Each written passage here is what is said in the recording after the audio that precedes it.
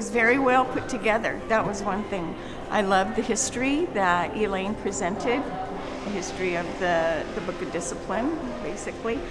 I loved our group. We had a clergy person and a gay person and at our table. And you hear a different perspective when somebody is not straight. They have a different way of seeing all of the slides, and she shared that. And so that was really enlightening. I think it gave the other three of us food for thought as we think about going forward and thinking more about the LGBTQ community and how they might perceive what we're doing.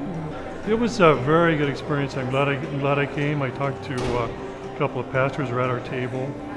We had a great discussion about the LGBT issues, and we're going to be. I'm church council president, so I want to be bringing this up at our next church council meeting, and hopefully we'll be able to discuss this without too much difficulty. The church is talking about sexuality and inclusiveness, so that's something close to my heart, because I enjoyed the church a year ago, more or less, and I really like where this is going. It was very good. They were honest, they were upfront, and it was a good experience to hear what they have to say, and for me to share my beliefs and also the belief of members of our church was very good. I hope that we could find a good milieu for all this. I thought it created lots of opportunity for folks who might have had less experience doing this kind of thing in the past to actually practice and exercise this. And just hoping that it will have a ripple effect now as it goes home and is used in other congregations across our conference so that we can move forward. This is very deep and personal to me, so I want to see our church as a whole move forward in one direction or the other. I think a lot of us are caught in this, what are we going to do? And I think an answer, this is a really good way to get to an answer.